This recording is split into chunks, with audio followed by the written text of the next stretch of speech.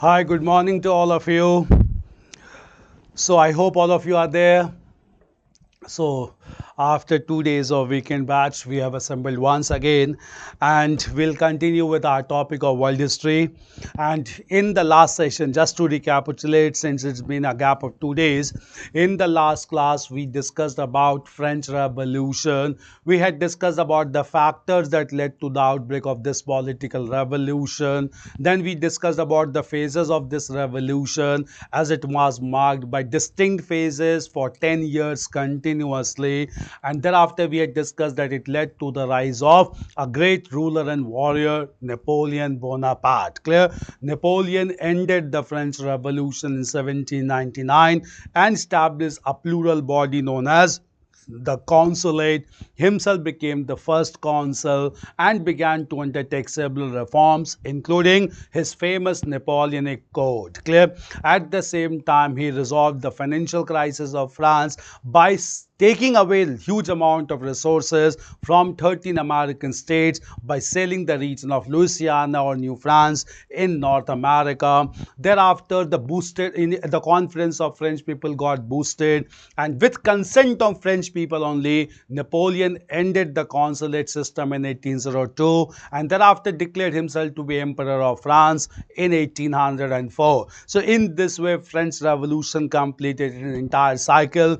It started against absolute revolution or absolute monarchy, but ended with absolute monarchy, but with the consent of the people. Clear?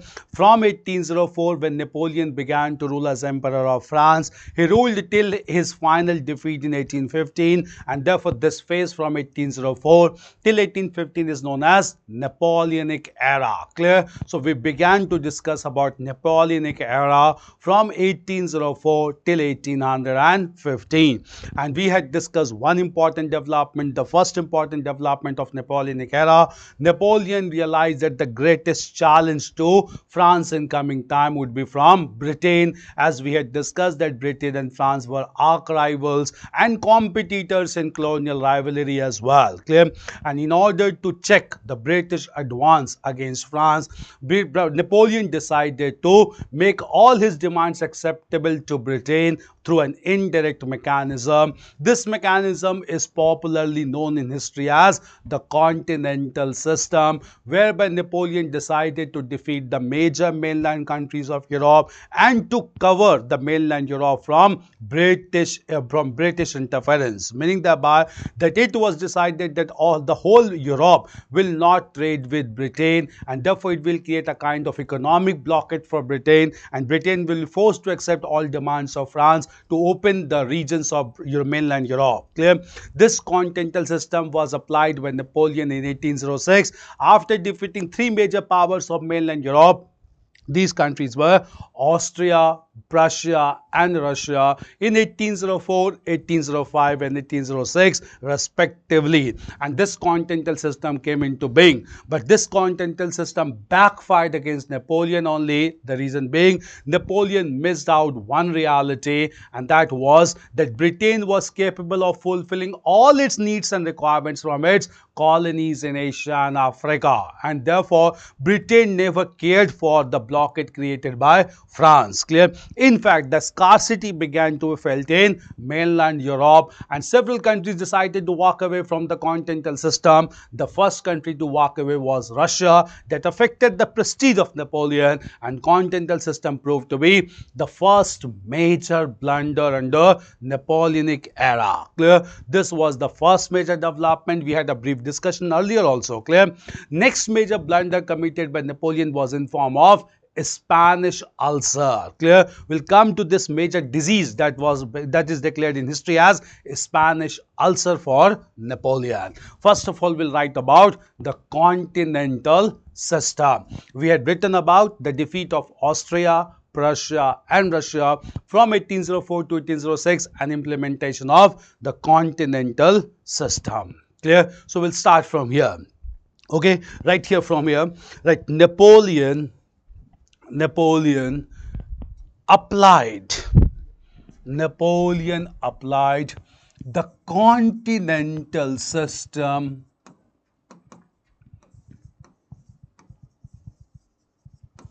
Napoleon applied the continental system in 1806.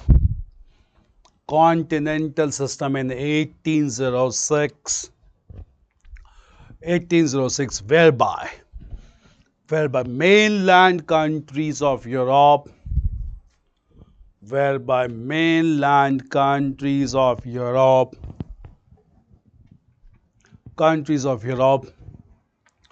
Europe stopped maritime trade, naval trade, stopped maritime trade with Britain, maritime trade with Britain to create scarcity, to create scarcity,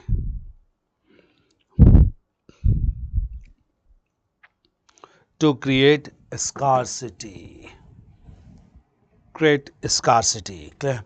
Right. However, the continental system backfired against Napoleon. The continental system backfired against Napoleon, backfired against Napoleon because Britain diverted its trade, with colonies of, or with colonies in, Asia and Africa. Asia and Africa. Asia and Africa. Africa. Clear? Right. In fact, European countries began to face scarcity. European countries began to face scarcity, and Russia became the first country,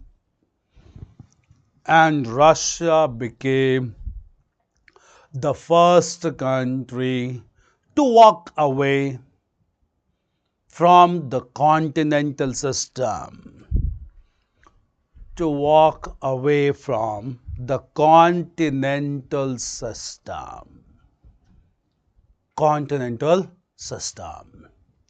Clear? System. This was the first major blunder of Napoleon. Clear?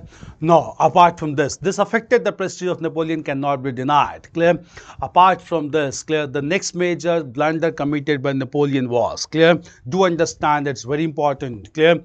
An important thing is, now after while all these developments were going on, the ruler of Spain died. Clear? And when the ruler of Spain died, all major countries wanted to have control over Spain. Why major European countries wanted to have direct or indirect control of Spain? You need to understand about strategic location of Spain. Clear?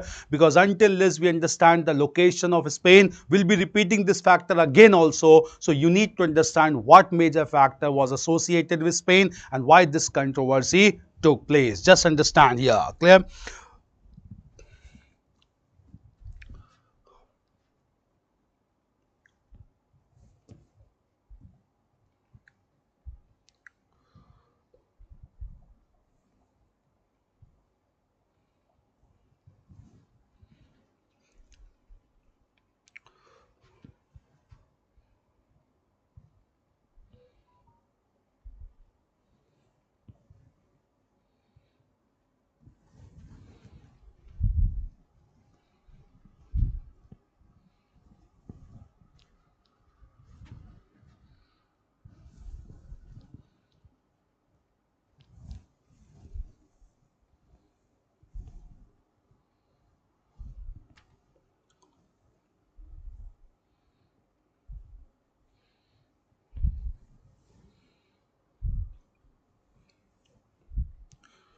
See, just understand, let you know.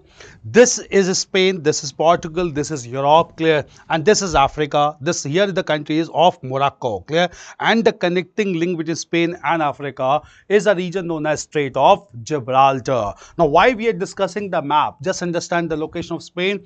Spain is one country with its capital at Madrid, very closely connected with African continent, that is through Strait of Gibraltar. This connects Spain with African continent, and Africa was a large unexplored continent, so all European countries wanted to have control over Spain so that through Spain they can explore the entire continent of Africa, clear. So Spain provided the route to enter into large African continent, so every European power wanted to have control over Spain. Do remember this point. We'll be coming to this point again also in course of discussion, but we need to understand here this was the reason that Spain was always in limelight, as all European powers wanted to have control over Spain, because through Spain only they could enter into large unexplored continent of Africa, clear. So at this time when Napoleon was ruling, the ruler of Spain died. Napoleon wanted his younger brother to take the charge of Spain so that through Spain Napoleon can dominate over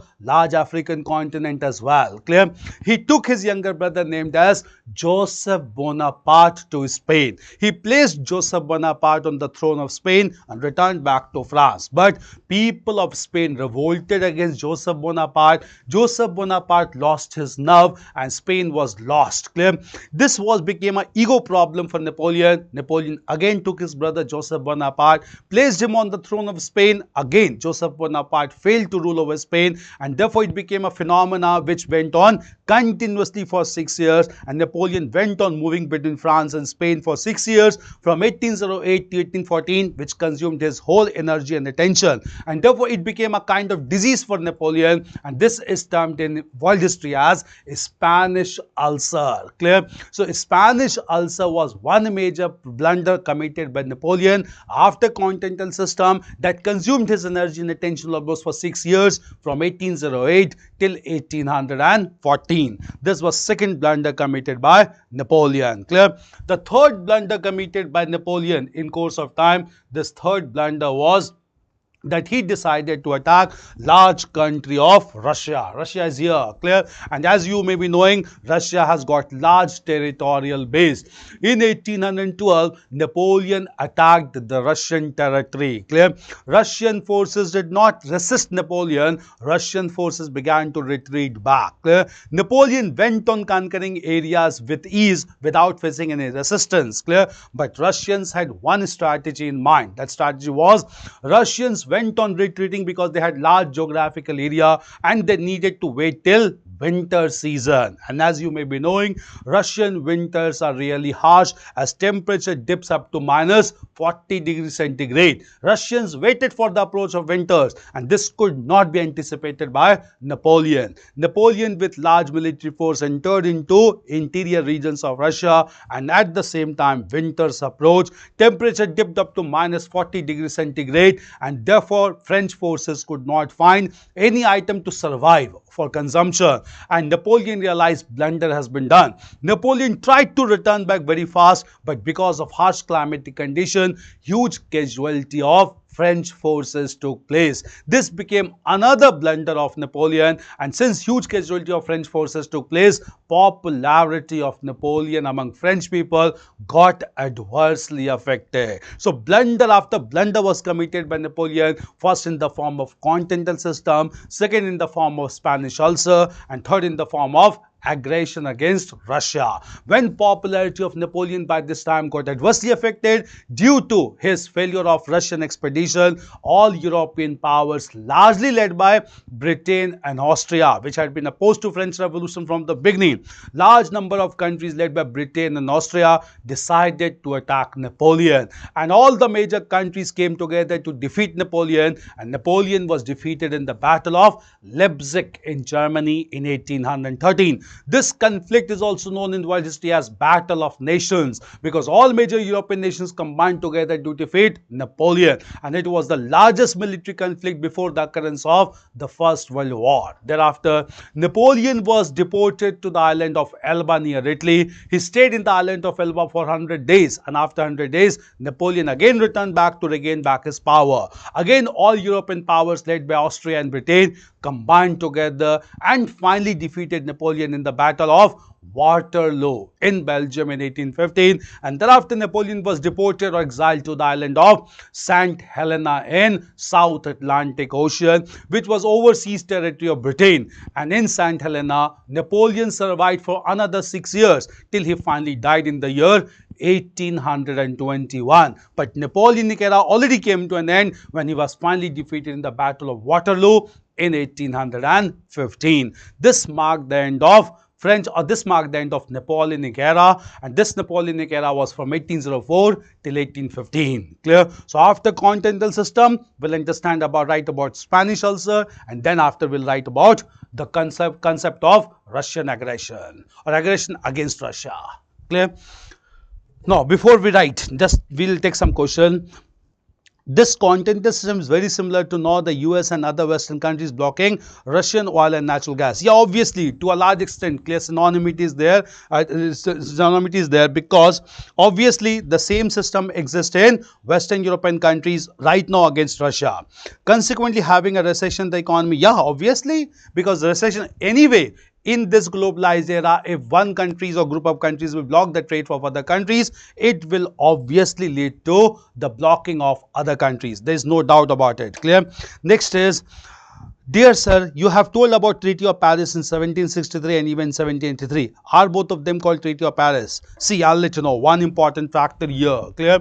Factor is that most of the treaties of world history has been signed at Paris. Clear? So obviously these two treaties that we are talking about, Subrata, that is 1763 and 1783, they are two different treaties. Clear? In fact, most of the treaties of world history has been signed at Paris. We'll come to later on also. After First World War, Paris Peace Conference was convened. Several treaties were signed. Clear? So Paris was always the venue of international treaties. So Treaty of Paris in 1763, Treaty of Paris in 1783 are two different treaties, and many major treaties of the world history has been signed at Paris. Now question is, why almost all the major treaties of world history has been signed at Paris? Any idea? Why almost all the treaties of world history has been signed at Paris? Any idea?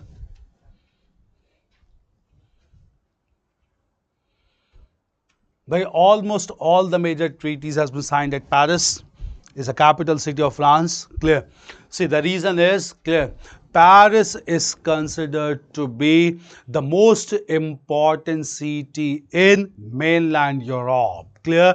Because almost all the world history is synonymous with European history, and France was always a major source of attraction. Most of the world history, most of the treaties of world history has been signed at Paris. In fact, France and Paris is considered to be the most important territory in mainland Europe, because we had discussed Britain is not a part of mainland Europe. It is separated by water body known as English Channel. So almost all the treaties of world history has been signed at Paris. It is considered to be center of attraction. In fact, France is considered to be mistress of Europe. Clear? So France has always been considered to be mistress of Europe. It is located almost in the center of Europe. So almost all the treaties of world history has been signed at Paris. And Treaty of Paris in 1763 is different from Treaty of Paris in 1783, and in course of time we'll discuss other treaties also signed at Paris.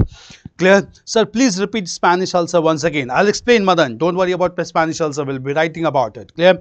Who took charge after Napoleon? See, again, the rulers who took charge after Napoleon, they are also known as Napoleon I, Napoleon II, Napoleon III. Napoleon left a vast legacy, and all the rulers were designated as Napoleon I, II, and III. Clear? And all the members were from Bourbon family only. Clear? Because it is the center of Europe. Shubham, yeah, obviously, Paris is the center of Europe, France. Clear? So, Spanish ulcer. Spanish ulcer means that largely all major Napoleon went on exercising his control over Spain, failed continuously for 6 years. It became a kind of disease for Napoleon, and this is known as Spanish ulcer. ULCER. Ulcer. Clear? Right, next. Right, right. Napoleon committed another blunder. Napoleon committed another blunder.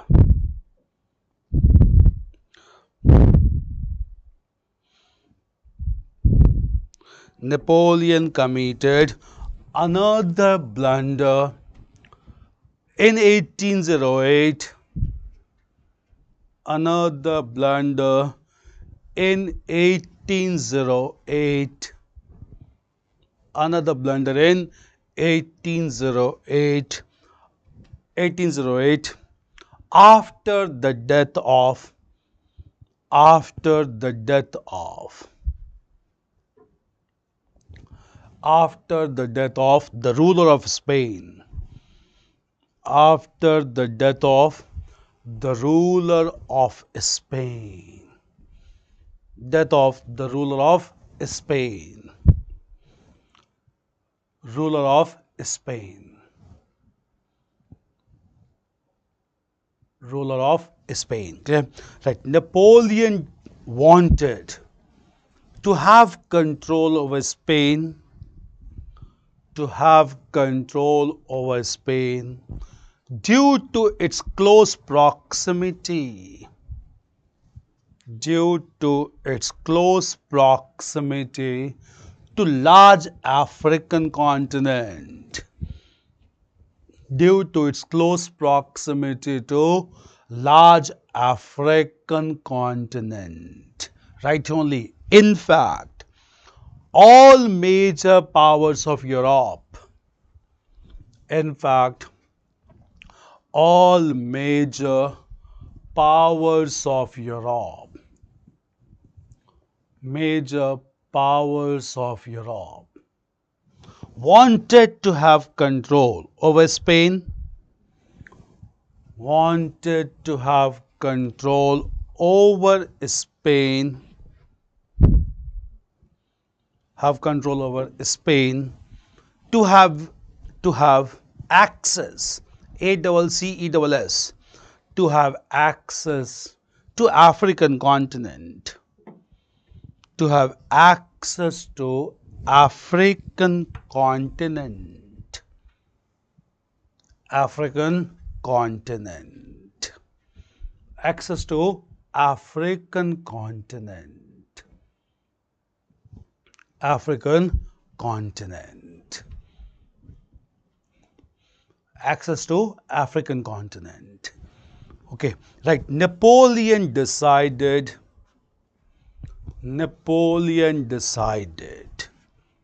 to depute his younger brother. Napoleon decided to depute his younger brother Joseph Bonaparte, his younger brother Joseph Bonaparte, on a Spanish throne, on a Spanish throne. But people of Spain,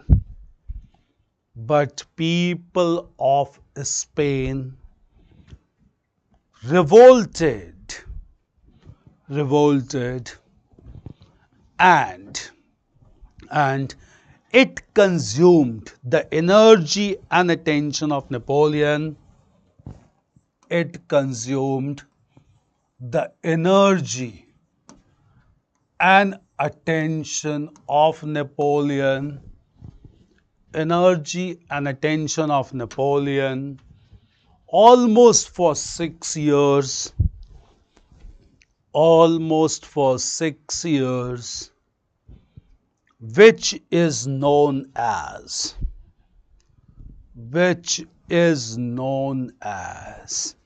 the Spanish ulcer, which is known as the Spanish ulcer, kind of disease, Spanish ulcer, which further affected,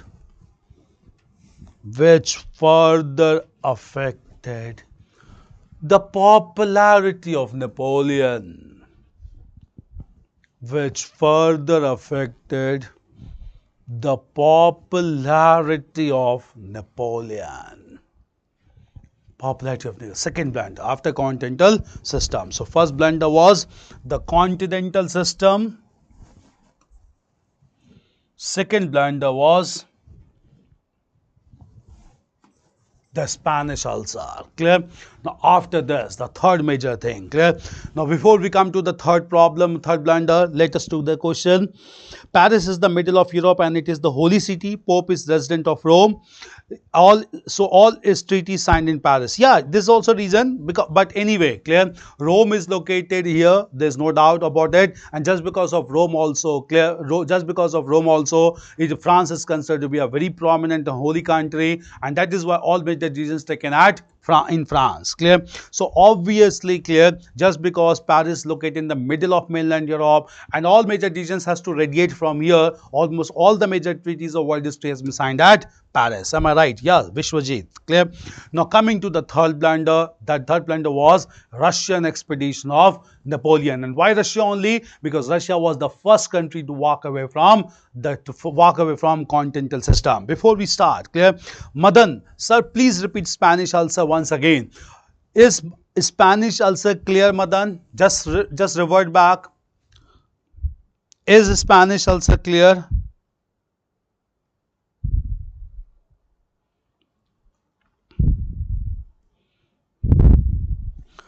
Madan, is the Spanish ulcer clear? Please revert back. I'll wait for your call. Clear? I'll wait for your message. It's fine. Now coming to Russian expedition. Just understand. Clear?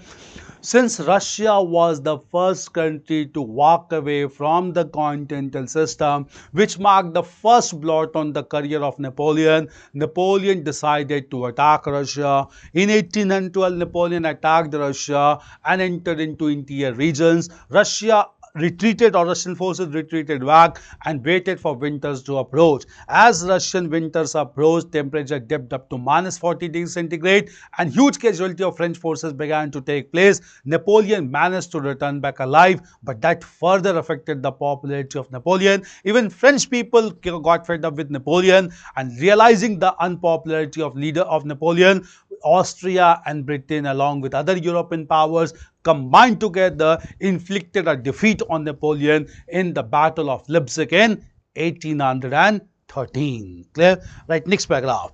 Right, the third major blunder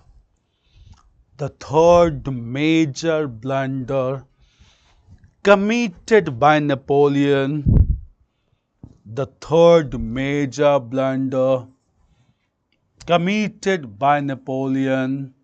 was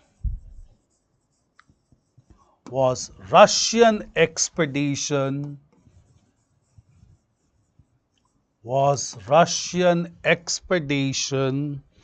in 1812. Russian expedition in 1812. Expedition in 1812. Clear? Right. The Russian forces retreated.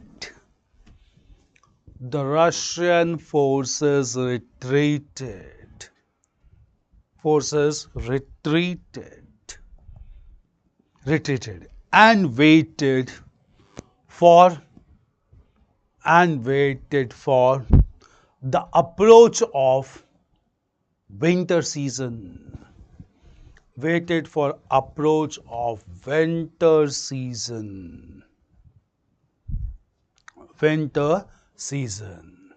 Clear? Right. Right. In winters, temperature dipped up to temperature dipped up minus 40 degrees centigrade, dipped up to minus 40 degrees centigrade. That led to huge casualty. That led to huge casualty of French forces, huge casualty of French forces. Clear? Right. Even though Napoleon managed to return back alive, even though Napoleon managed to return back alive, his popularity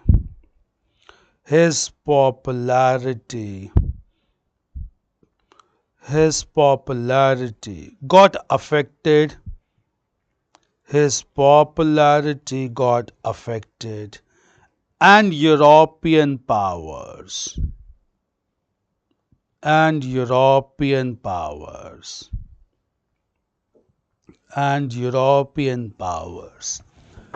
led by Austria and Britain,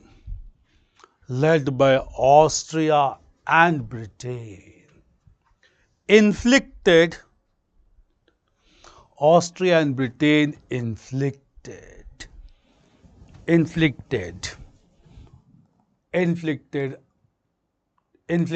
a major defeat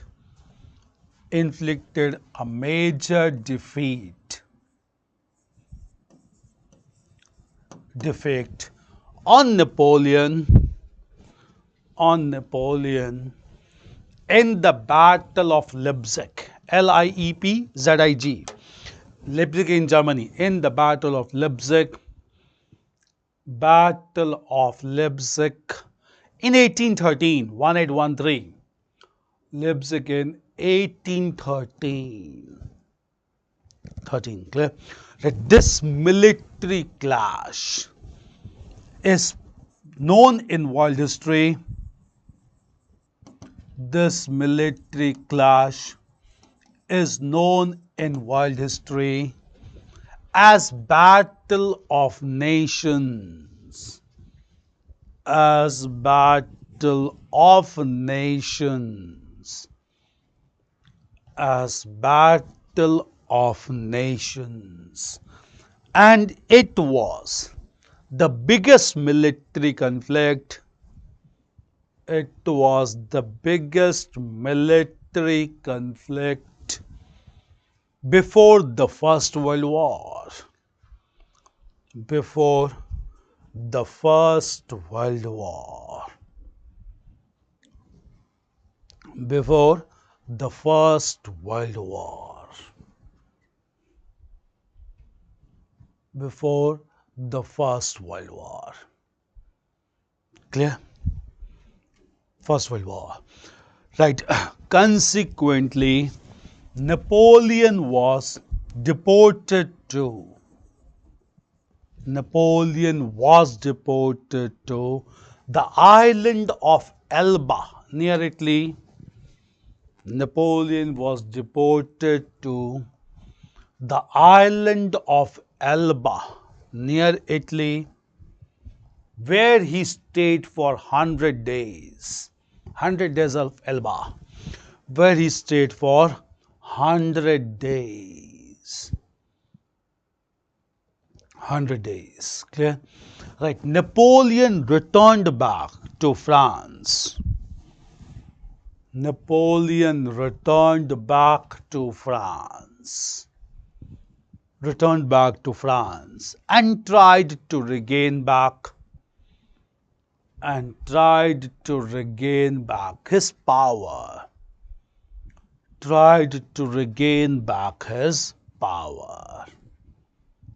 Right. However, he was finally defeated.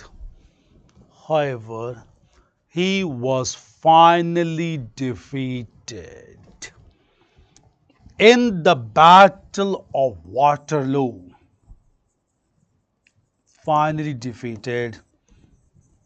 In the Battle Battle of Waterloo in Belgium.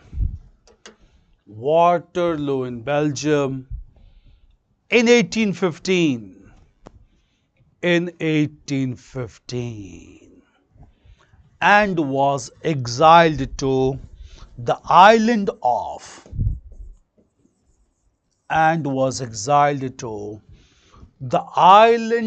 St. Helena. Island of St. Helena in the Atlantic Ocean. Island of St. Helena in the Atlantic Ocean, where he stayed till his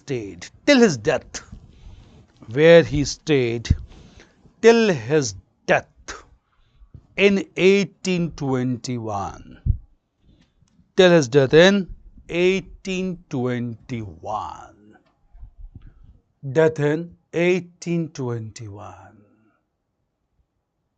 1821, death in 1821. So this was end of Napoleonic era. So Napoleonic era continued from 1804 till 1815, when Napoleon was finally defeated in the battlefield of Waterloo. Thereafter exiled to St. Helena, where he stayed almost for 6 years till he finally died in the year 1821. Clear? Now what happened after the downfall of Napoleon in 1815? Clear? As soon as Napoleon was defeated in 1815, clear? At this time, both Britain and Austria began to assert very strongly. Clear? In fact, I'll let you know, Austria began to assert strongly in European continent, especially in Italy and Germany, which was originally under Austrian domination. And Britain began to assert strongly in colonies of Asia and Africa. Clear? That is why from 1813 till 1913, almost 400 years, this phase of 100 years is known as Pax Britannica. The reason is Britain began to dominate over continents of Asia and Africa thoroughly. Clear? Meanwhile, Austria began to dominate over European mainland. Clear? So obviously both countries wanted to assert strongly, and both wanted to revert back to pre-Napoleonic era. Clear? So they wanted to get rid away with all the changes of Napoleon. So they wanted to revert back to pre-Napoleonic era, and with such objective in mind, Austria convened an international conference in its capital city known as Vienna, and this is known as Vienna Conference of 1815. The objective was to revert back to pre-Napoleonic era and to reassert the supremacy of Austria in European mainland and British supremacy in Asia and Africa. Clear? So we'll talk about Vienna Conference. Clear? So write the next heading as the Vienna Conference.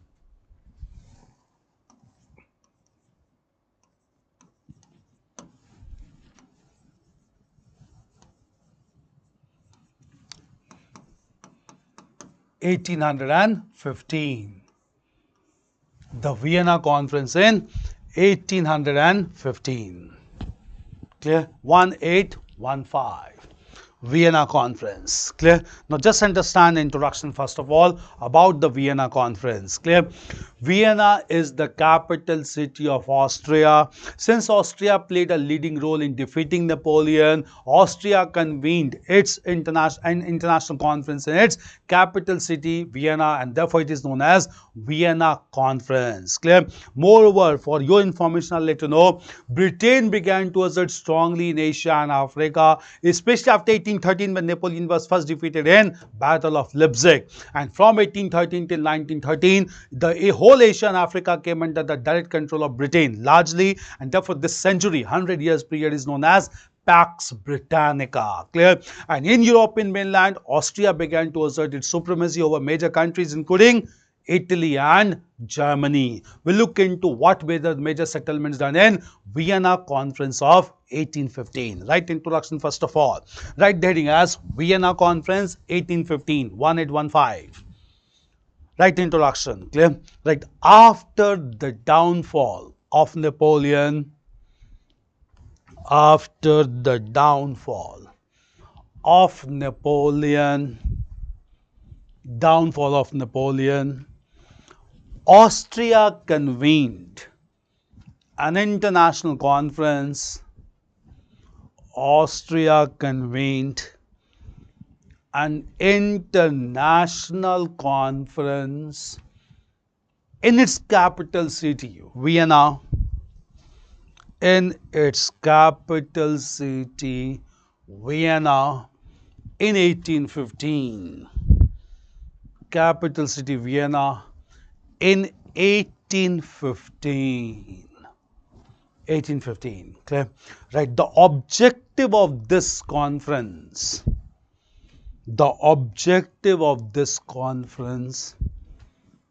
was to revert back,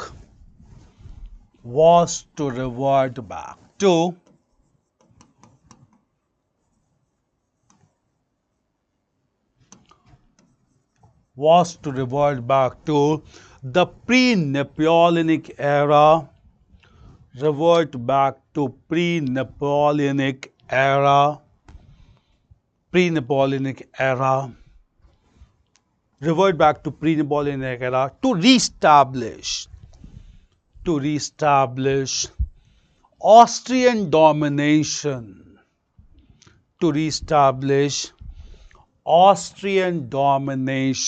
over Europe,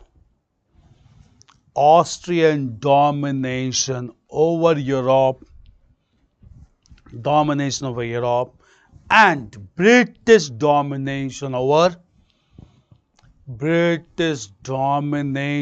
over Asia and Africa.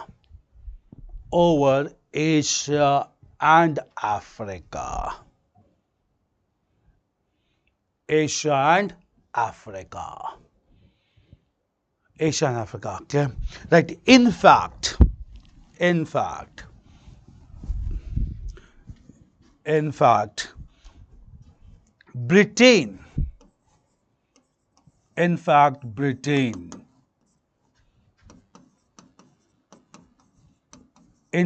Britain dominated the large continents of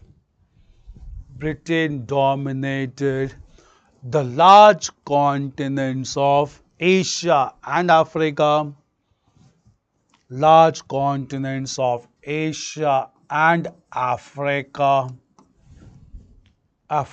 for 100 years, 1813 to 1913, as soon as Napoleon was defeated. Asia and Africa for 100 years, sign in bracket 1813 to 1913, for 100 years till the beginning of First World War, 100 years, and it is termed in history, as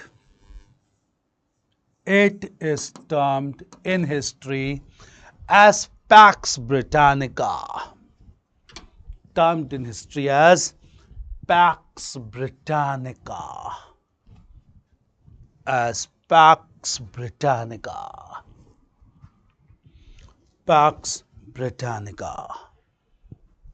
Clear?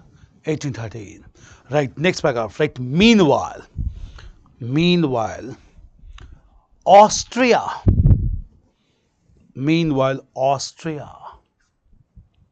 under the leadership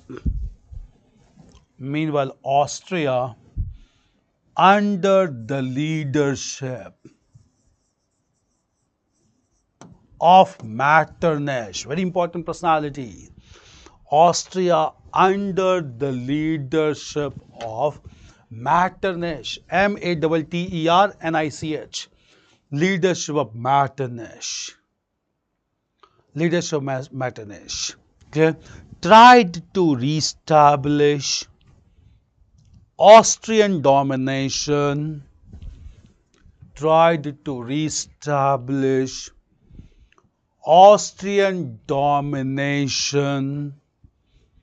over Italy and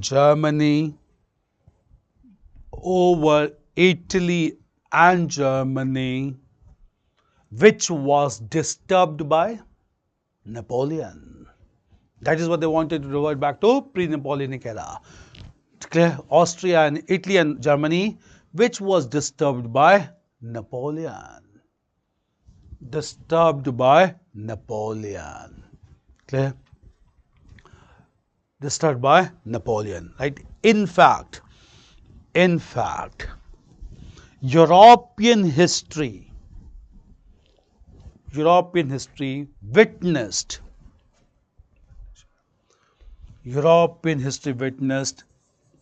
an era of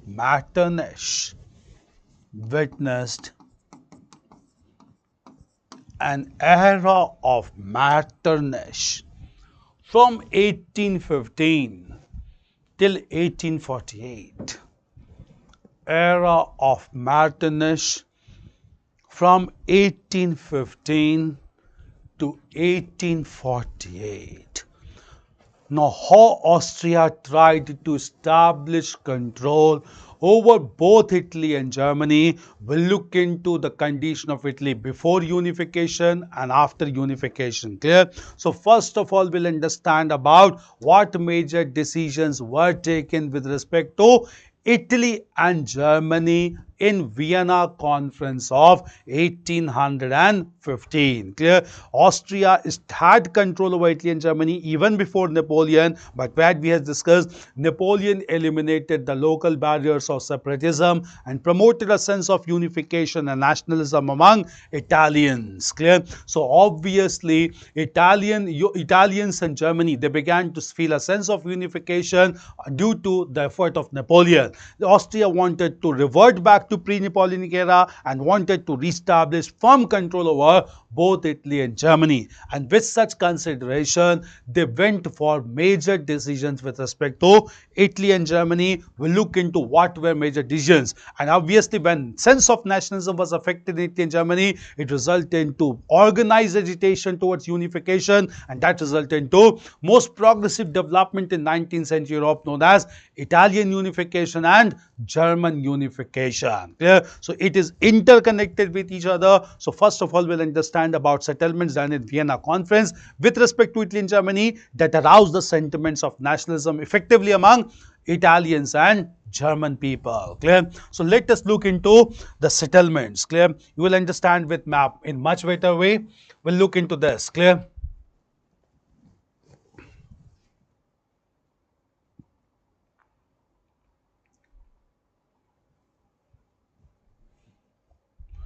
Unification.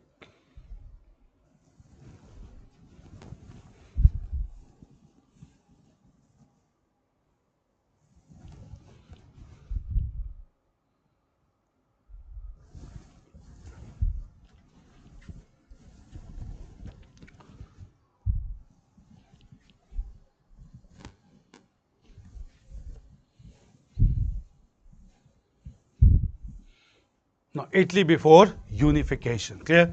Look into this region.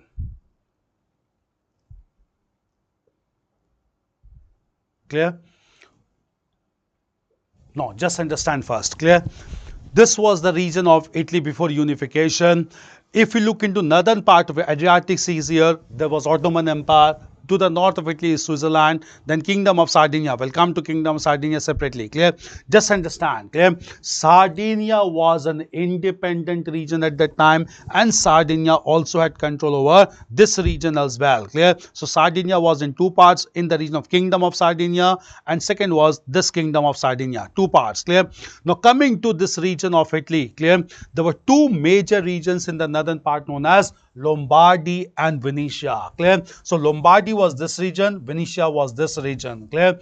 And the Vienna Conference of 1815, both Lombardy and Venetia was directly brought under Austrian control. Clear? So the two northernmost provinces of Italy, Lombardy and Venetia, came under the direct control of Austria. This was with respect to northern province of Italy. Coming to southern provinces, clear, there's a city of Rome, and all the southern smaller states here are known as Papal States because they were aligned to the Pope at Rome. The Papal States included Tuscany, Parma, Modena, Romagna. All these were Parma, Modena, Romagna, Tuscany. All these were Papal States, and all these Papal States were given to the princes of the ruling family of Austria, and the ruling family of Austria was known as Habsburg family. Like in France, we had Bourbon family. In Austria, it was Habsburg family. So the princes of the Habsburg family were handed over the central provinces of Papal States like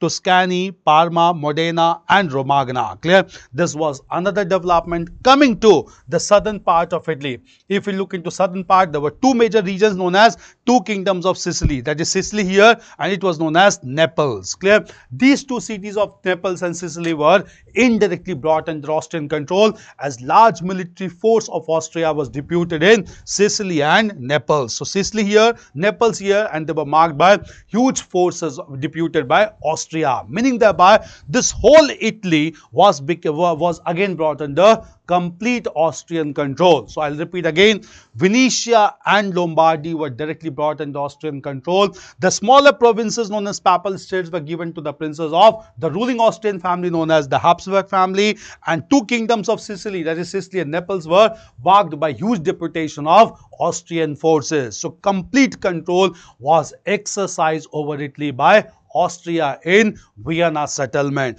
Much more strict control was exercised on Germany. Clear?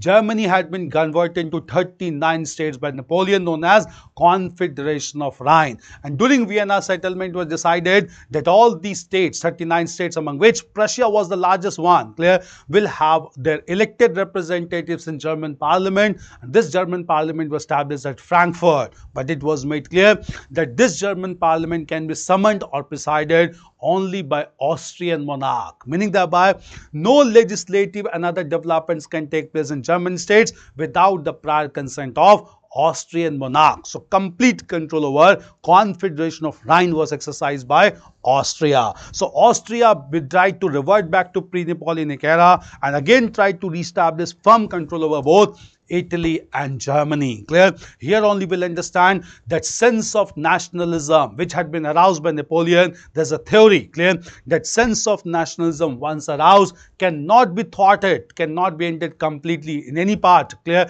and therefore just because of reactionary settlement done in Vienna Conference, people of both Italy and Germany decided to unify their respective countries, and that resulted into two parallel movements in 19th century Europe known as unification of Italy and unification of Germany, and both got unified as a nation state simultaneously in 1871. So with this only we'll move on to the next major topic, that is unification of Italy and unification of Germany. First of all, we'll write about Vienna settlement. Clear?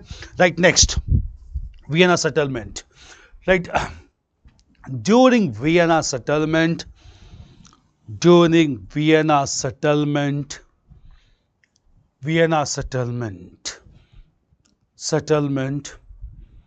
Austria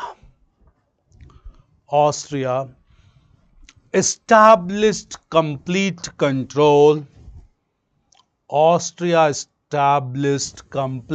control. Complete control over Italy. Complete control over Italy. Clear? Italy. Right, next. Right, the two northern kingdoms of Italy,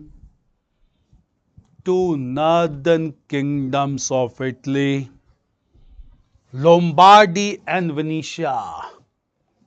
Two northern kingdoms of Italy, Lombardy and Venetia. Right now, Venetia is known as Venice. Clear? Two northern kingdoms of Italy, Lombardy and Venetia, were brought under direct Austrian control. Direct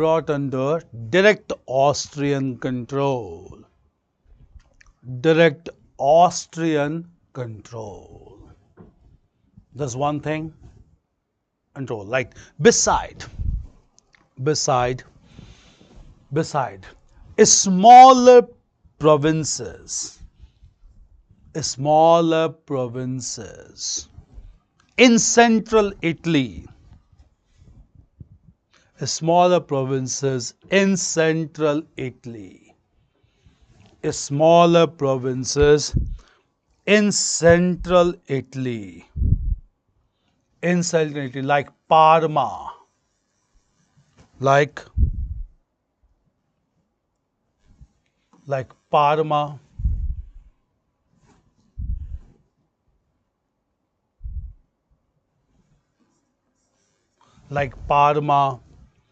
Modena, Parma, Parma, Modena, Modena, Modena. Write the prominent verb, Parma, Modena, Modena, Tuscany, Parma, Modena, Tuscany, Tuscny, Tuscany, Parma, Modena, Tuscany, etc. Tuscany, etc. were given to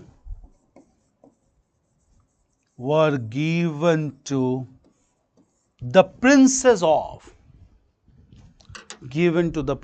the ruling Austrian family,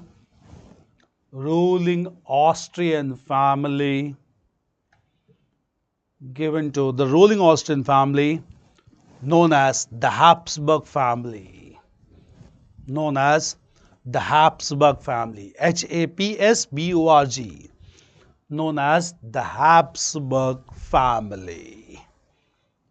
Clear? Rome was left untouched. Clear? Because Rome was to be protected by France since the days of Napoleon. So France took the responsibility of protecting the independence of Rome because Rome was a part of was considered to be affiliated to France. Clear? But Rome was not given to Austria. Clear?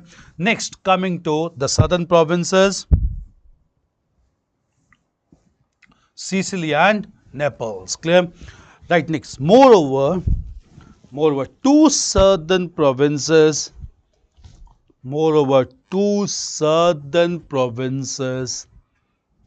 of Sicily, and Naples,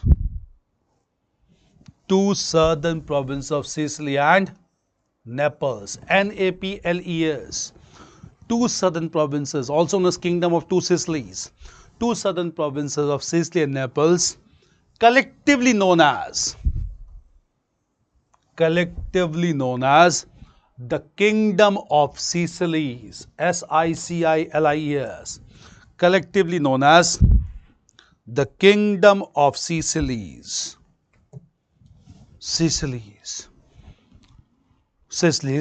were placed indirectly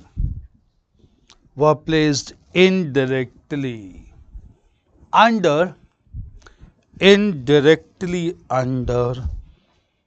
Austrian control,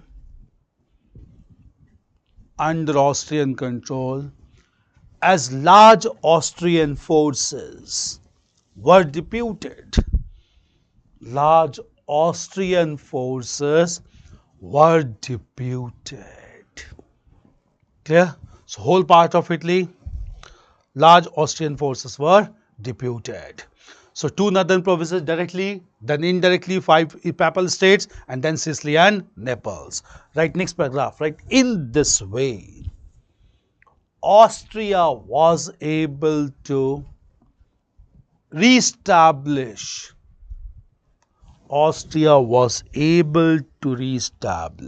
control over Italy.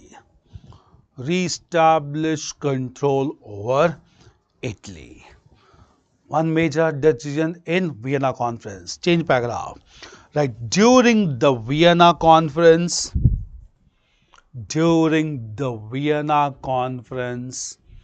Austrian leader Metternich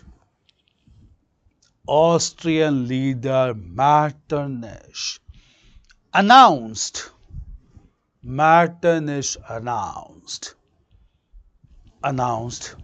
that all 39 states of Germany, Confederation of Rhine, all 39 states of Germany 39 states of Germany will have a common parliament,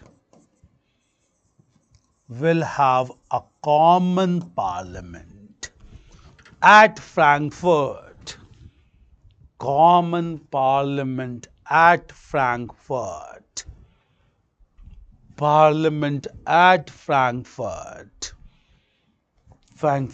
to take collective decisions, to take collective decisions,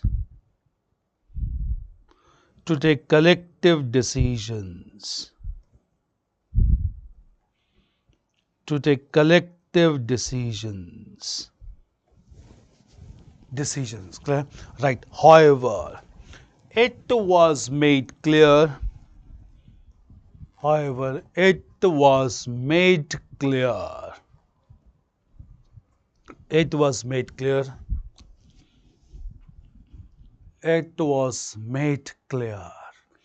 that this parliament can be summoned, SUMMONED, this parliament can be summoned and presided,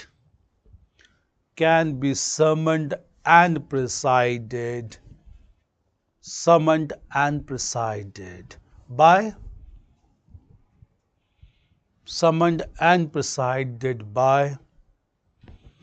Austrian monarch,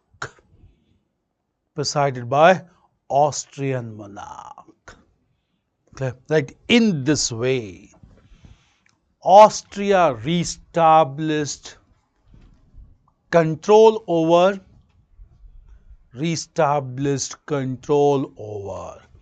German states,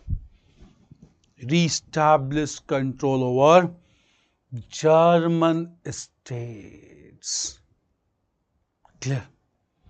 So major decisions related to Italy and Germany taken in Vienna Conference. So Metternich tried to reestablish Austrian control, and therefore it proved to be highly reactionary in nature. So Vienna Conference proved to be highly reactionary in nature, and that created sense of unification nationalism again among Italians and Germans. Clear? And this resulted in unification of Italy and unification of Germany. Right? Next paragraph. Clear? Right. The Vienna Conference of 1815.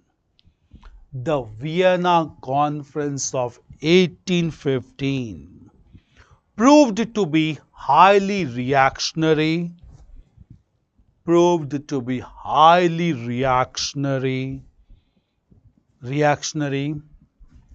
which affected the sentiments of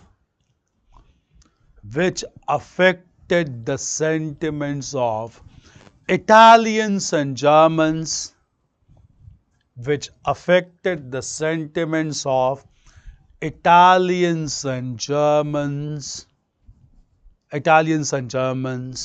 which resulted into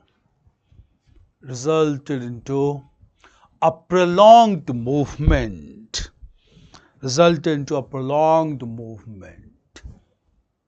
towards unification of Italy and Germany.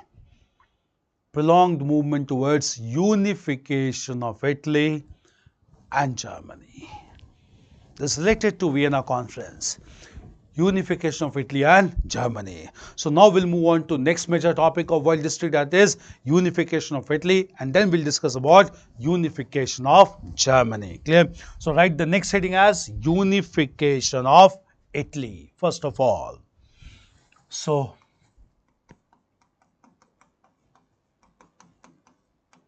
unification of Italy.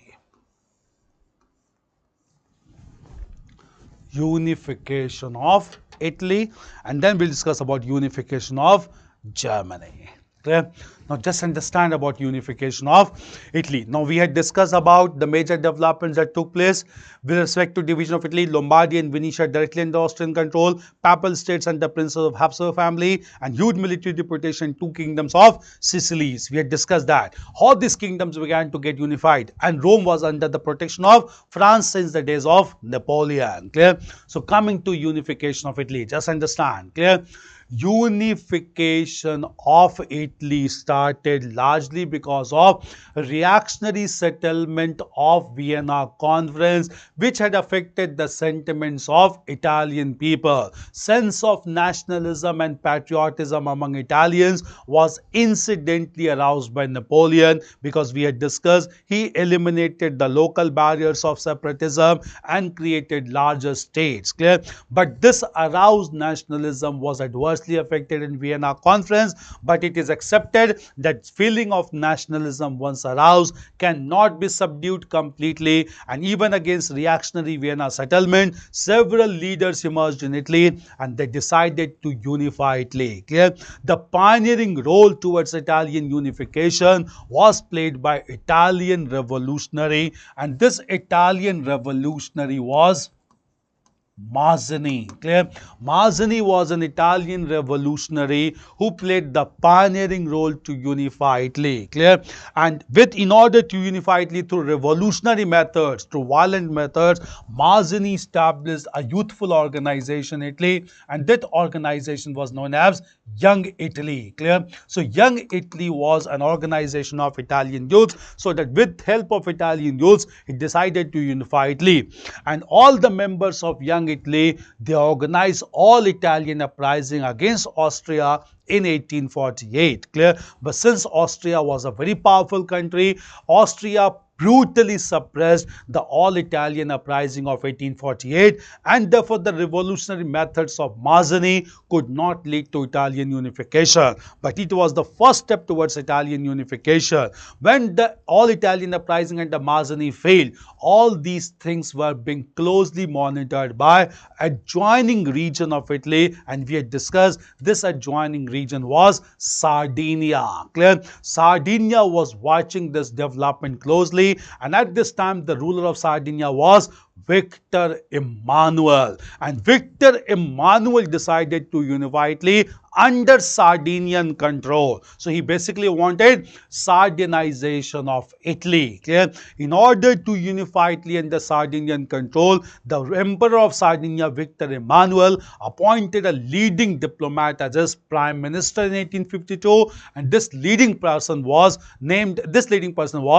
Count Cavour, and Count Cavour played the most important role towards Italian unification. His approach was totally different from the approach of Mazzini. Count Cavour wanted to make Italian unification an international issue, so that with help of major powers, especially France, he could act against Austria and could unify Italy. And he got this opportunity of making Italian unification an international issue just after some time, when in 1853 a serious crisis took place in Europe between France on the one hand and Russia on the other hand, and this was related to Crimea, region of Crimea, leading to Crimean War. Clear? So Crimean crisis, not a new crisis that has resulted to Russia and Ukraine war that is going on as of now. Crimean crisis took place at this time also. That time it was between France and Russia. Clear? Why Russia has always been involved in the region of Crimea, we'll come to understand the Crimean crisis here itself. Clear?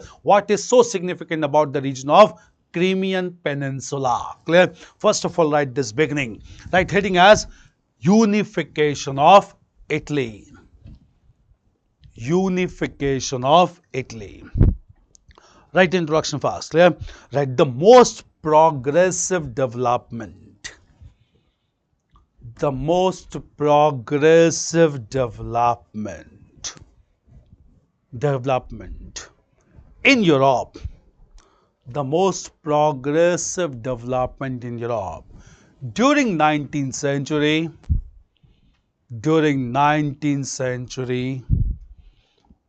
was unification of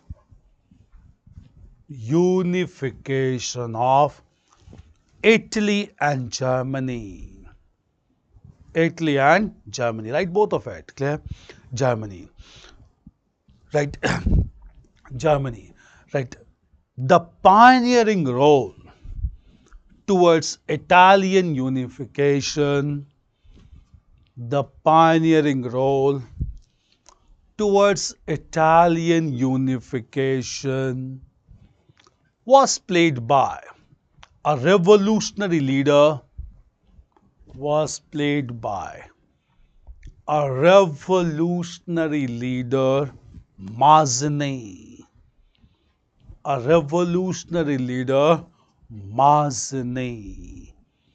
Leader Mazzini, who established a youth organization known as, who established a youth organization known as the Young Italy, right? Young Italy within inverted comma, known as the Young Italy, known as the Young Italy. Clear?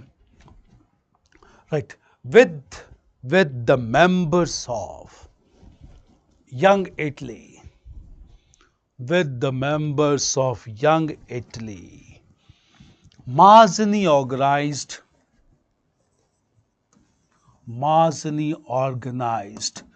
an Italian uprising.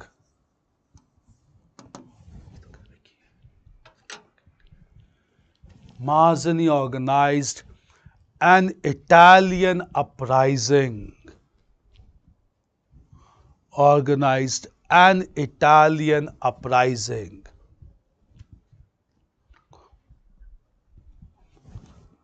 Okay. Organized an Italian uprising in 1848. Italian uprising in 1848. 48. Okay. Right. However, this uprising was brutally suppressed. This uprising was brutally suppressed by Austrian forces, brutally suppressed by Austrian forces, and Mazzini could not unifiedly. Mazzini could not unify Italy. Mazzini could not unify Italy. Clear? Change paragraph. Right. The developments in Italy,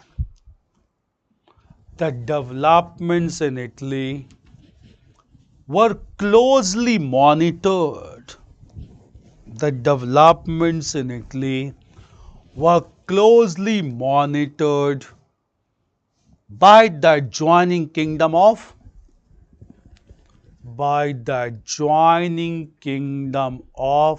Sardinia. Adjoining kingdom of Sardinia. Adjoining kingdom of Sardinia. Kingdom of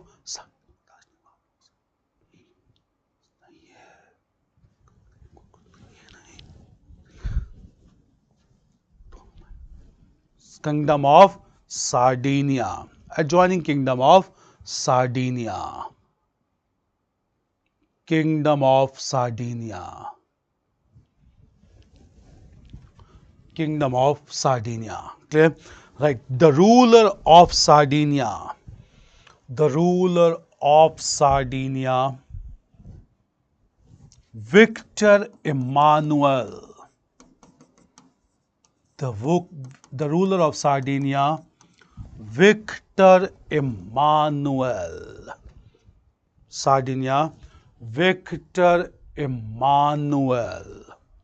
The ruler of Sardinia, Victor Emmanuel, decided to unify Italy. Decided to unify Italy decided to unify Italy. Unify Italy under Sardinian control. Unify Italy under Sardinian control. Sardinization of Italy under Sardinian control. Okay. Right. With such objective, Victor Emmanuel appointed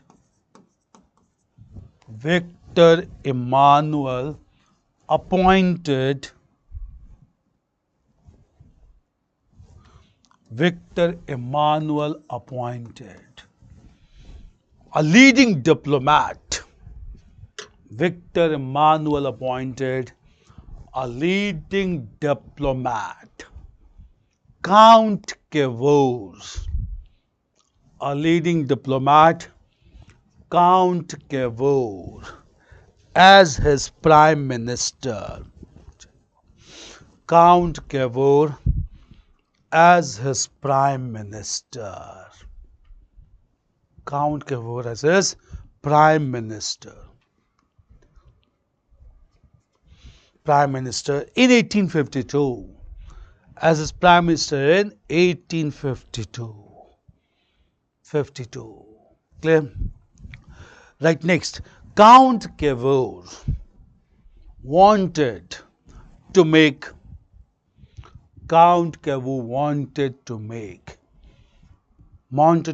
Italian unification. Wanted to make Italian unification an international issue. An international issue. An international to gain support, GAIN, to gain support of major powers. Gain support of major powers, especially France. Still, France was a powerful country. Support of major powers, including France. Clear? Right. Count Cavour got this opportunity. Count Cavour got this opportunity during Crimean War.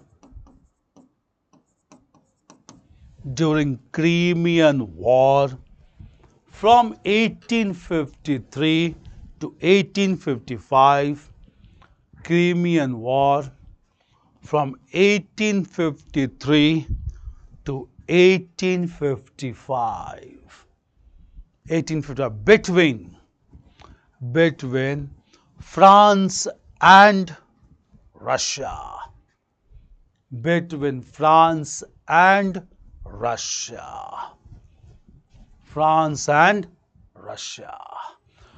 Now, why this Crimean War? We'll understand. Here only Count Cavour gave a statement, from the mud of Crimea and a new Italy will be born. Clear? Why mud of Crimea? Because Crimea is a peninsular region. Do understand? Then only you can understand the conflict that goes on between Russia and Ukraine as of now. It started with Crimean crisis only. Clear? So why Crimean crisis was a crisis at that time? Why it is a crisis as of now? Clear? So Crimean War between France and Russia from 1853 to 1855. We'll understand through maps. Clear? So we'll take the case of Crimea. Clear?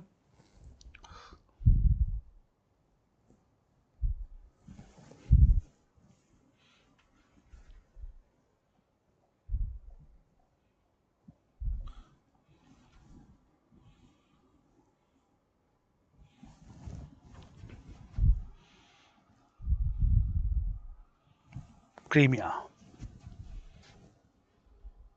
You'll understand in this map better.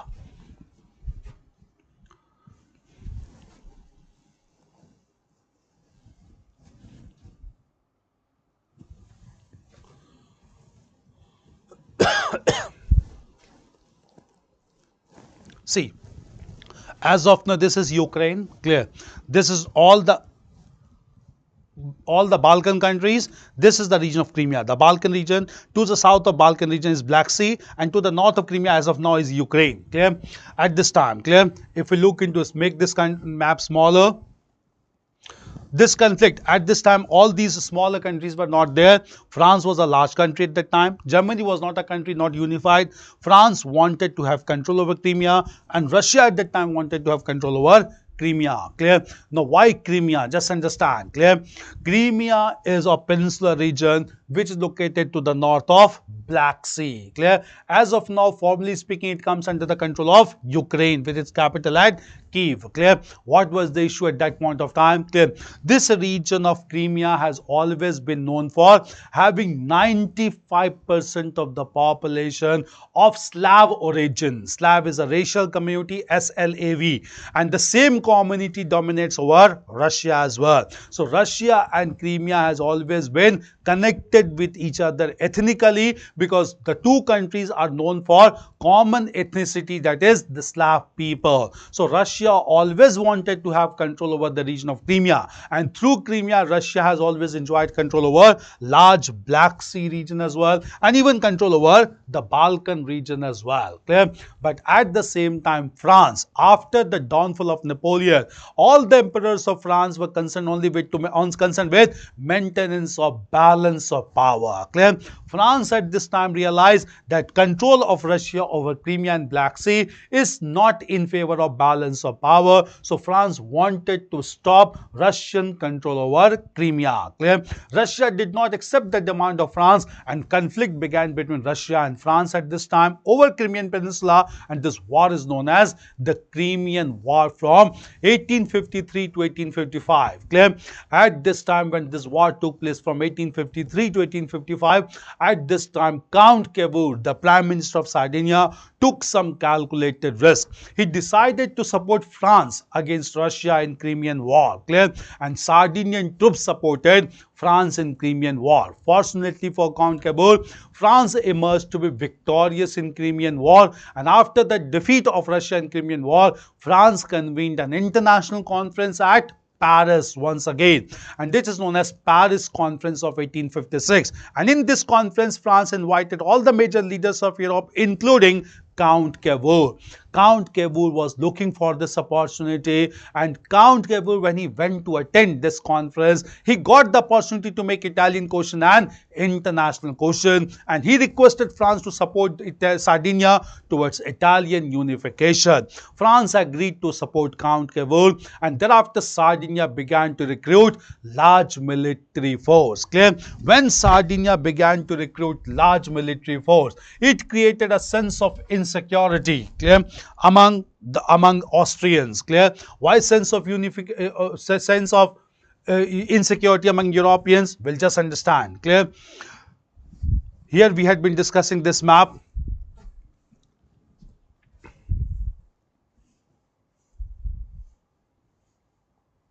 Clear? So when large amount of military forces began to be recruited to Sardinia, which was adjoining to Kingdom of Lombardy and Venetia, clear, it created a sense of insecurity among Austrians. Austria warned Count Cavour and Sardinia to stop military recruitment. Clear? Because large number of military forces began to move towards Kingdom of Lombardy and Venetia. Clear? But Count Cavour was desperately waiting for war, because he had the support of France, the balancing power in Europe. Clear?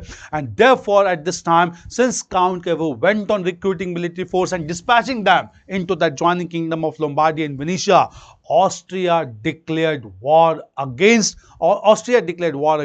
Sardinia. This resulted into Austro-Sardinian War. And in this Austro-Sardinian War, Count Cavour began to give decisive blow to Austrian forces, as he was mentally prepared. But as soon as decisive blows began to be given to Austrian forces in the battle in 1858, France realized balance of power may get disturbed just because of the victory of Sardinia against large power Austria. So France called for immediate ceasefire between Sardinia and Austria, and this ceasefire was established by Truce of Villafranca. Truce means ceasefire, that is, for some period the war was to be stopped immediately, and Truce of Villafranca was accepted between Austria and Sardinia. Under the terms of Truce of Villafranca, since Sardinia was getting an edge over Austria, Sardinia was given the Kingdom of Lombardy, but Venetia was still retained under the control of Austria. So one major province of Italy was brought under Sardinian control, and that was the province of Lombardy as a result of Truce of Villafranca. So one major step towards Italian unification was taken, but even Count Cavour could not unify whole Italy. Since Italy could not be unified from northern side, clear, thereafter a military general emerged in the two Sicilies of Naples, and he decided to unify Italy from southern side. This military general was Garibaldi, and Garibaldi defeated the military forces of Austria in two Sicilies, that is Naples and Sicily, and after two other provinces got integrated with Sardinia. Clear? So three provinces got integrated. One was Lombardy in the north and two Sicilies in the south by the efforts of Count Cavour and Garibaldi. Clear? We'll come to the role. Right, about Crimean War first of all. Clear? So coming to Crimean War, right? The Crimean War was fought. Crimean War was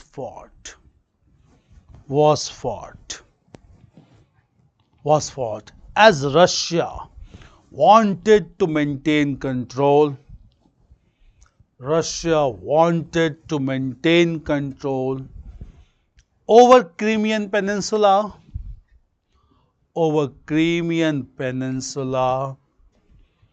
and France wanted to maintain balance of power. France wanted to maintain balance of power. Clear? Right. The Prime Minister of Sardinia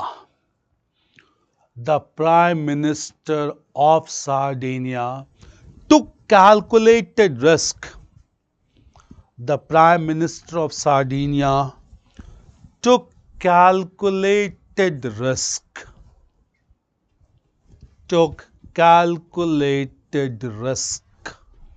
And decided to support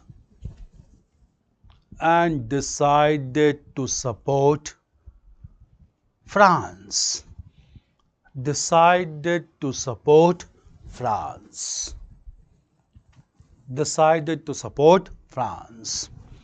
Like in the Crimean War,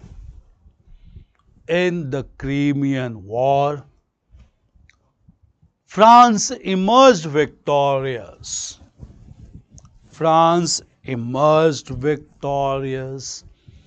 And convened an international conference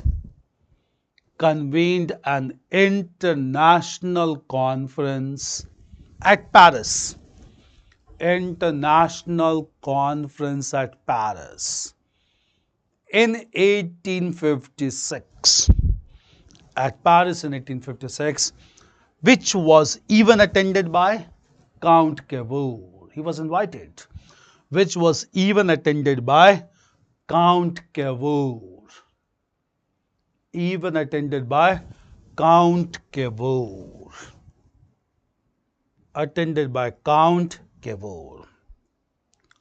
Clear? Right, next sentence. Attended by Count Cavour. Clear? Right, during this conference, Count Cavour highlighted the issue of Italian unification,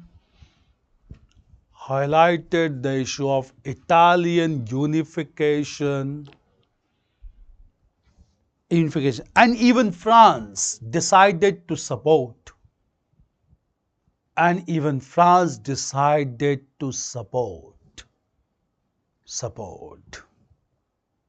Clear? Right. Consequently, Sardinia began to recruit.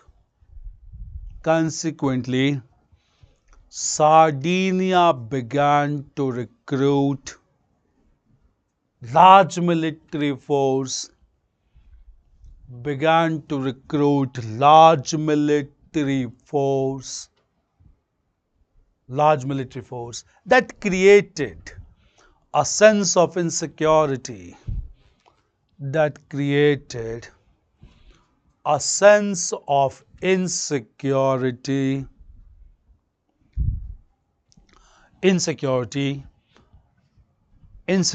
in Austria. In Austria. Okay. Right. It resulted into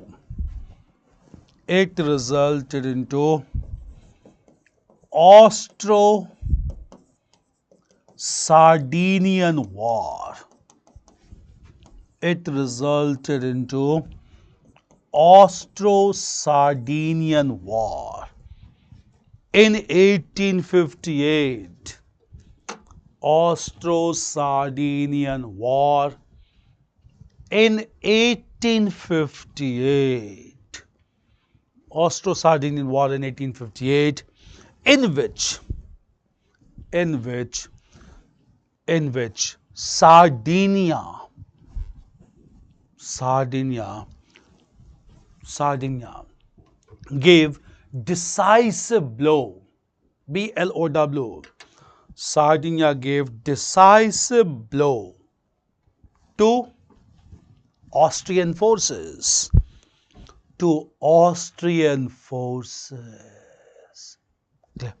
Right. However, France realized that certain victory of Sardinia, France realized that certain victory of Sardinia may alter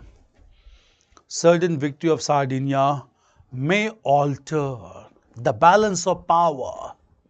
France was very much keen to maintain balance of power, may alter the balance of power, and immediately asked for ceasefire,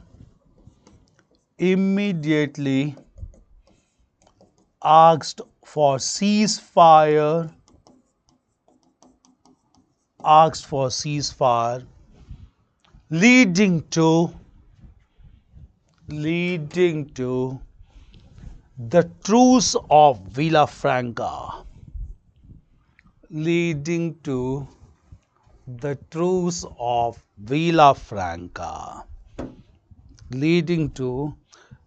truce of Villafranca.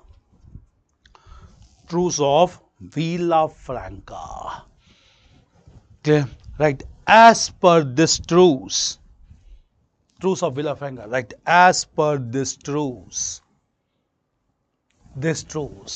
Lombardy was handed over to Sardinia. As per this truce, Lombardy was handed over to Sardinia, adjoining region. Lombardy was handed over to Sardinia. But Venetia was still retained under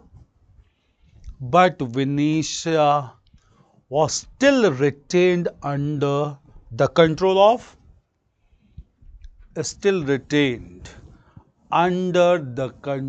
of Austria. Right. In this way, the first effective step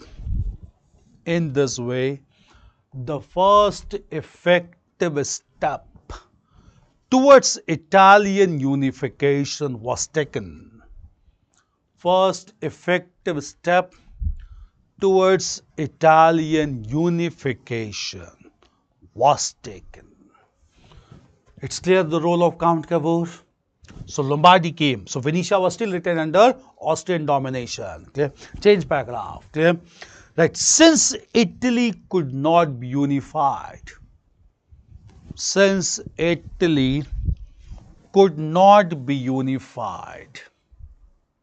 from the northern side, could not be unified from the northern side.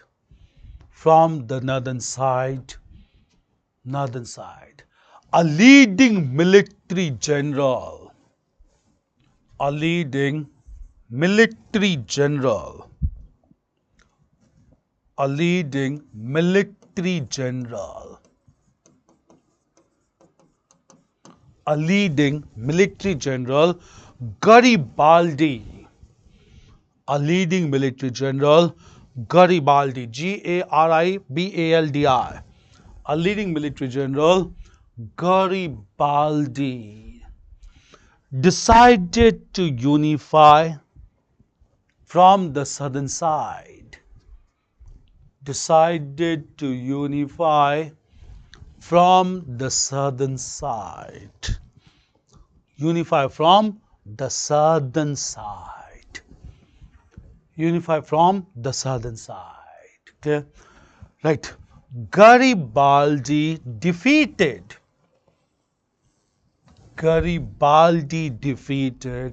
the Austrian forces.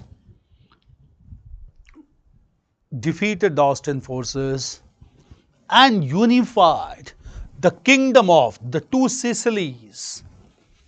And unified the kingdom of the two Sicilies.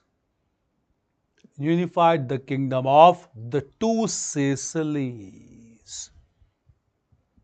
Kingdom of the two Sicilies. Clear. So Garibaldi unified the two kingdoms, southern side, clear, which was under Austrian forces. Clear. Change paragraph. Right. The next major step towards Italian unification. The next major step towards Italian unification was taken by the Emperor of Sardinia himself. Was taken by the Emperor of Sardinia himself. The Emperor of Sardinia himself, Victor Emmanuel, who appointed Count Cavour as Prime Minister, was taken by Emperor of Sardinia himself, Victor Emmanuel. Emmanuel. Victor Emmanuel. Victor Emmanuel. Victor Emmanuel, who defeated the princes of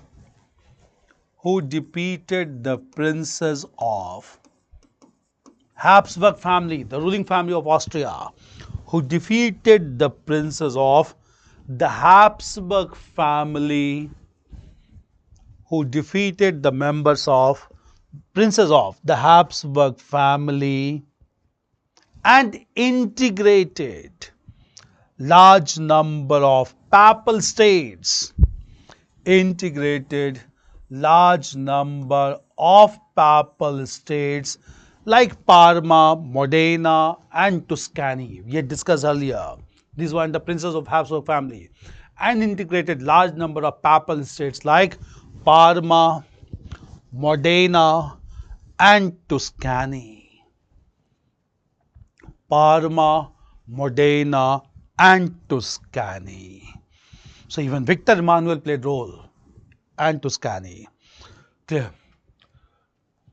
Tuscany. Clear? Right. In this way, almost all Italian provinces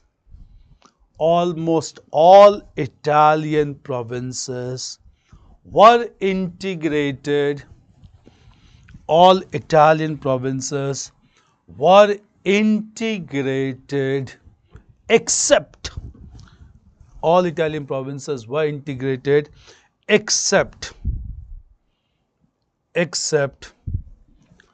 the provinces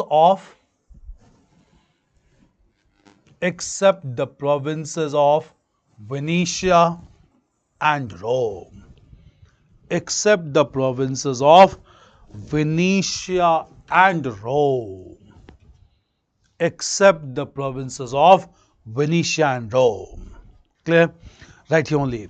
The province of Venetia was still under Austrian control. The province of Venetia was still under Austrian control, and the province of Rome was safeguarded by, and the province of Rome was safeguarded by,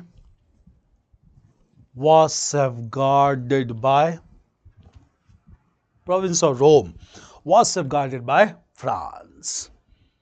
Safeguarded by France. Only these two provinces were left. Clear? Right. The integration of these two provinces, the integration of these two provinces are associated with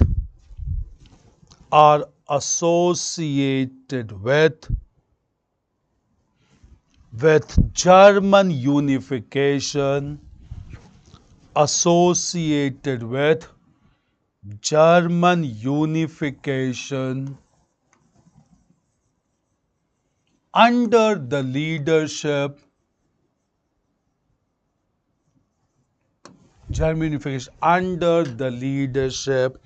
of Otto von Bismarck. Under the leadership of Otto von Bismarck. Leadership of Otto von Bismarck. Leadership of Otto von Bismarck.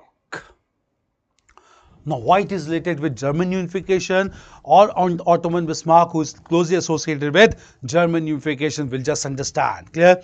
Understand from here. Otto von Bismarck played the most important role in German unification. We'll come to that elaborately. Meanwhile, clear? Otto von Bismarck also played an important role in unification of Venetia and Rome with Italy. Clear? How come? We'll just understand. Like Austria was the main hurdle towards unification of Italy, same Austria was the biggest hurdle for German unification. Therefore, Bismarck wanted to defeat Austria in order to unify Germany. But at the same time, before taking any military action against Austria, Bismarck took two major steps. Number one, clear? First of all, Bismarck ensured the support of Sardinia. Clear? Because Bismarck gave assurance that once Austria is defeated, Bismarck will ensure the surrender of Venetia by Austria. Clear? Obviously, Sardinia and Italians were looking for this opportunity to unify Venetia, which was under Austrian control. So Sardinia decided to support Bismarck against Austria. This was one diplomatic move of Bismarck. Another very important diplomatic move of Bismarck was, before declaring war against Austria, clear, Bismarck approached France. Clear? And Bismarck requested France to remain neutral in conflict against Austria and Prussia, because he was the chief minister of Prussia, which was the largest state in the Confederation of Rhine. Clear? France decided to remain neutral. Why France agreed to remain neutral? Because France was of opinion that both Prussia and Austria are equally matched power. In case any conflict takes place, none of the power will become victorious, and ultimately both will approach France, which was basically a balancing agent. Clear? Both will approach France, and France will seek territorial rewards from both Prussia and Austria. So France was having its own calculation, and based on that calculation, France decided to remain neutral. Clear? So after ensuring the neutrality of France and after ensuring the support of Italians, Bismarck declared war against Austria in 1866, which is known as Austro-Prussian War, which is more popularly known in world history as War of Sadowa in 1866. And in the War of Sadowa in 1866, clear, at this time, Bismarck defeated Austria within a matter of 6 weeks. It was highly surprising for France. In fact, France decided to remain neutral, and that was really a big blunder. In fact, there were several leaders in France who realized that it was not that Austria which was defeated at Sadowa, it was basically France which was defeated at Sadowa, because because Bismarck was able to defeat Austria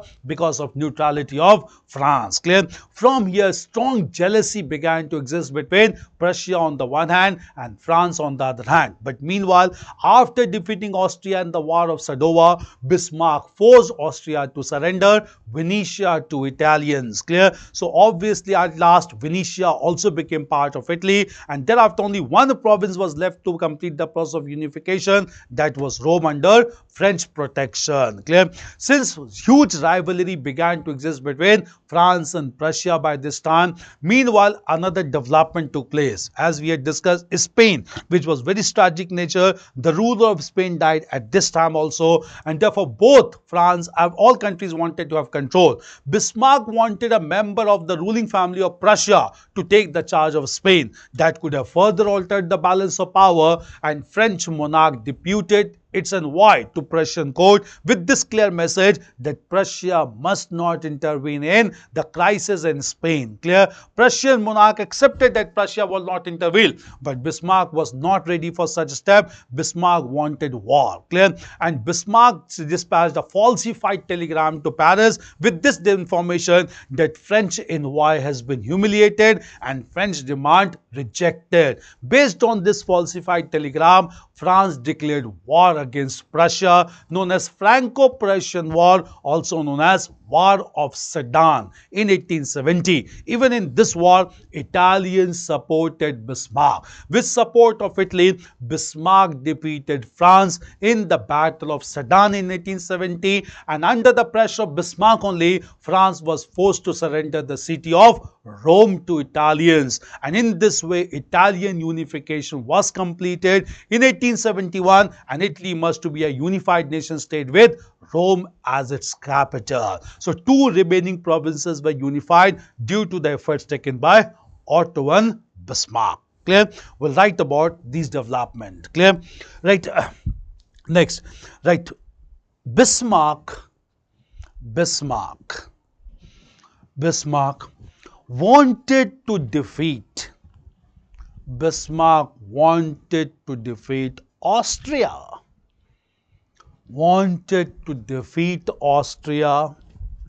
Which was a major hurdle.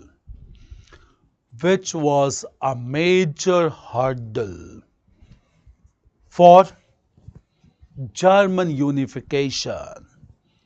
Major hurdle for German unification. Unification, clear?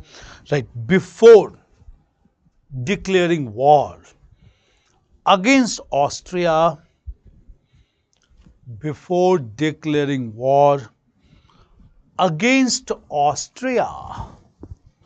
Bismarck ensured the support of Italians,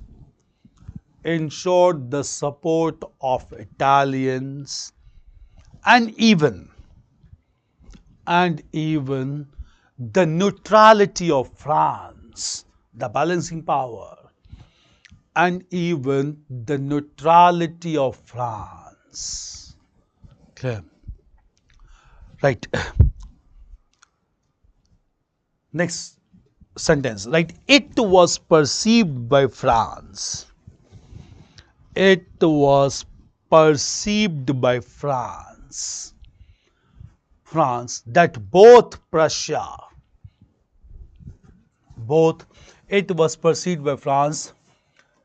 both Prussia and Austria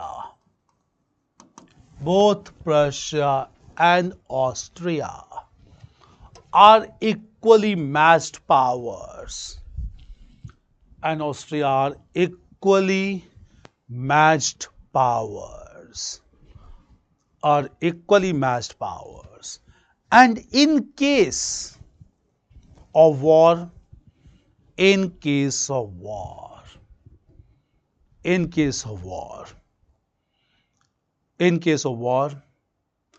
none of them can emerge victorious.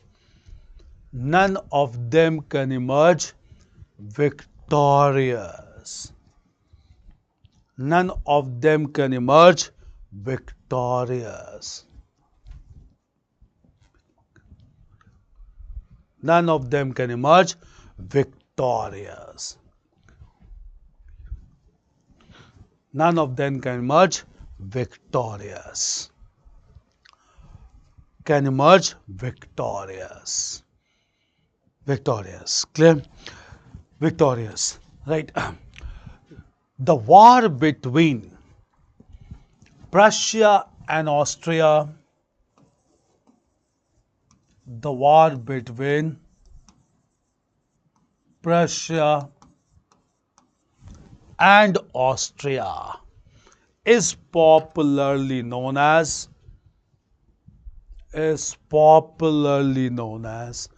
the War of Sadova. Known as War of Sadova. In 1866, War of Sadova in 1866, in which Bismarck defeated Austria. Bismarck defeated Austria within 6 weeks. Bismarck defeated Austria within 6 weeks. Okay? Right. It was a great surprise for France. France never expected this. It was a great surprise for France. Great surprise for France. And from here, jealousy began to emerge. And from here, jealousy began to emerge. Jealousy began to emerge between France and Prussia. Between France and Prussia. Okay? Right. Meanwhile, Bismarck ensured the surrender of Venetia. Bismarck ensured the surrender of Venetia. Ensured the surrender of Venetia. Surrender of Venetia to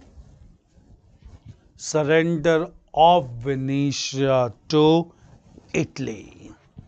Venetia to Italy. Clear? Right. Next paragraph. Clear? Right. After some time, the ruler of Spain died.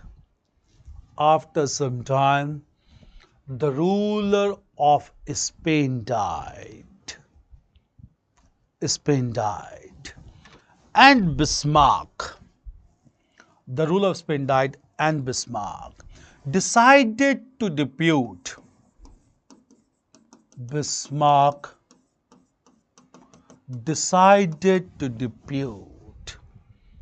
a member of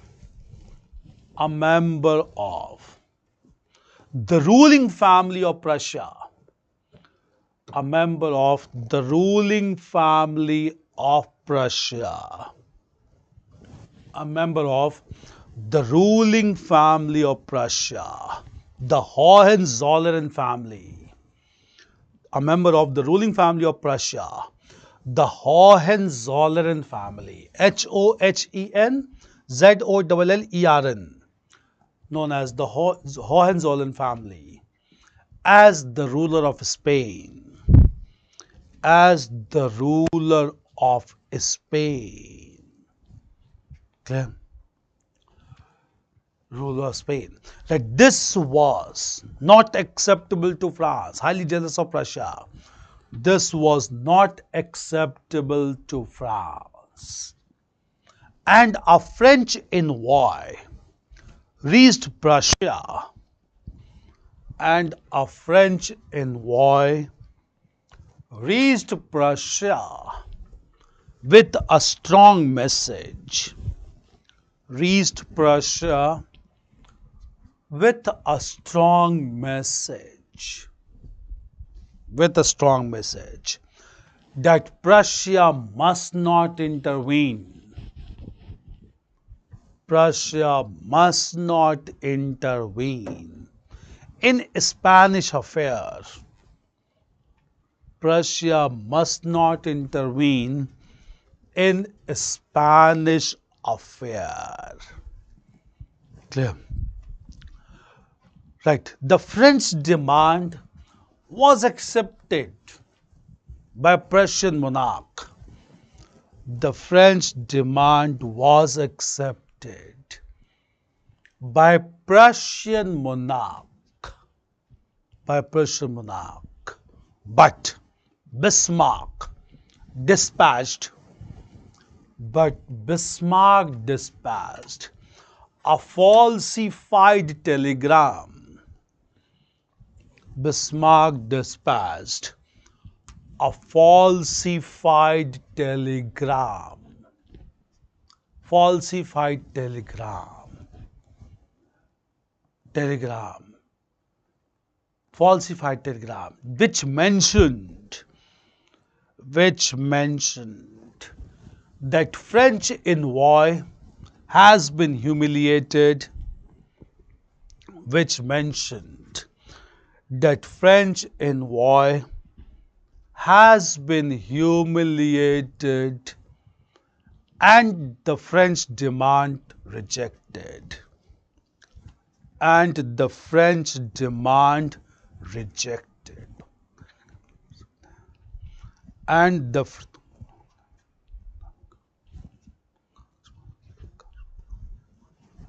French demand rejected. French demand rejected. Demand rejected. French demand rejected. Clear? Right. Based on this telegram,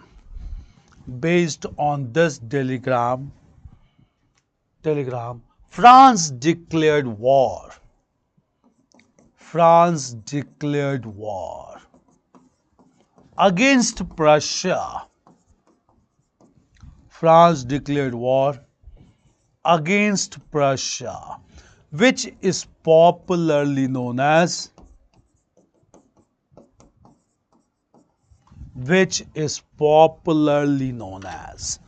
the War of Sedan in 1870. War of Sedan in 1870. Okay? 1870. Sadowa and Sedan. Right. In this conflict, Italians again supported Bismarck.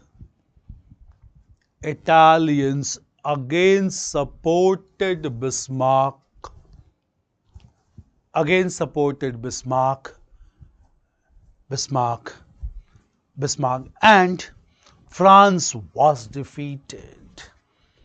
And France was defeated. Clear? Right. Consequently, Bismarck ensured the support.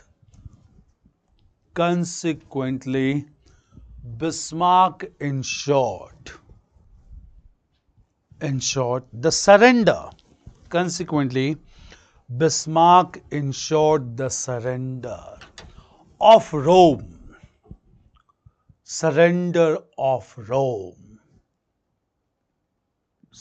of Rome to Italians. Okay. Right. In this way, Italy emerged as a unified nation. Italy emerged as a unified nation. In 1871, emerged as unified nation in 1871 with Rome as its capital. With Rome as its capital. Clear? So, the efforts of all major leaders led to Italian unification, starting with the role of Mazzini, then Count Cavour, then Garibaldi, then Victor Emmanuel, and finally Otto von Bismarck. So in this way, Italy was established as a unified nation state, finally in 1871 with Rome as its capital. Clear? So this was Italian unification, the most progressive development of 19th century Europe. Clear? Along with Italian unification, parallelly, another nation got unified simultaneously in 1871, and this was Germany. Again, against Austrian domination, will come to unification of Germany. Clear? So we'll start with unification of Germany also, along with Italian unification. Clear? So after discussing Italian unification, let us start to discuss about German unification. Clear? Now, since it's 1 o'clock sharp, we'll take a break for 1 hour, and after the break, we'll start with unification of Germany. Clear? So we'll have a break for 1 hour, and at 2 o'clock sharp, we'll start with unification of Germany. Thank you.